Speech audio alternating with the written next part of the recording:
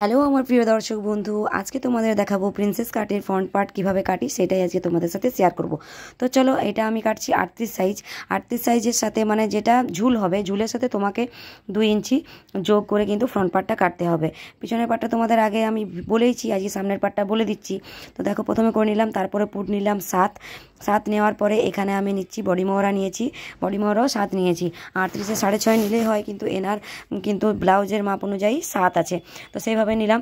এরপর আমি ছাতিটা হচ্ছে তোমার ছাতির 1/4, তার সাথে তোমার 3 যোগ করতে হবে, পেছনে 2 সামনে 3, এইভাবেই যোগ করতে হয়। আর নিচটা হচ্ছে ছাতি যা নিলাম তার থেকে 1 কম নেব। দেখো, এখানে আমি 38 ছাতির করছি, ওপরে নিয়েছি 12.5 ছাতি, আর কোমর এখানে নিয়েছি 11.5, মানে একদম প্রসেস অনুযায়ী করছি, ওখান থেকে 1 কমই নিয়েছি। এরপর আমি গলা নিয়ে নিচ্ছি, মানে গলা হচ্ছে এখানে 2.5 থেকে 3 নিলেই হয়।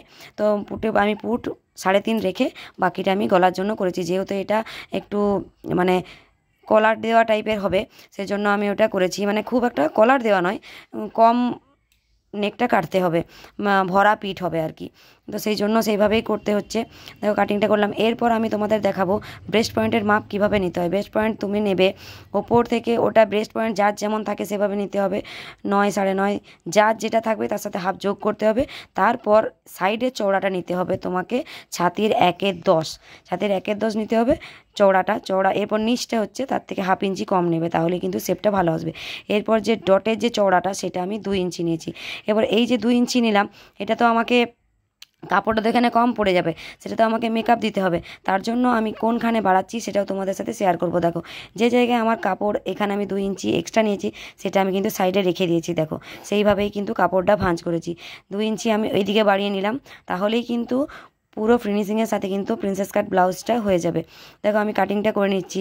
আর একটা জিনিস কি তোমাদের দেখাবো একটু বাদেই, যে আমি শেপটা দিতে ভুলে গেছিলাম, শেপটা আমি পরে দেবো, তো সেটাও তোমরা দেখে নাও। শেপটা যদি দাও তাহলে কিন্তু ফিনিশিংটা খুব ভালো আসে, দিতেও পারো, না দিতেও পারো। না দিলেও যে শেপ মানে কাটিংটা যে হবে না তা নয়, হয়ে যায়, কিন্তু এটা দিলে ভালো, মানে ব্যাক পার্টের সাথে কিন্তু ফ্রন্ট পার্টটা ভালোভাবে মিলে যায়। দেখো, আমি দেখিয়ে দিলাম, প্রথমে অরিজিনালটা কেটে তারপর হাফ ইঞ্চি শেপে আমি কিন্তু কেটে দিলাম।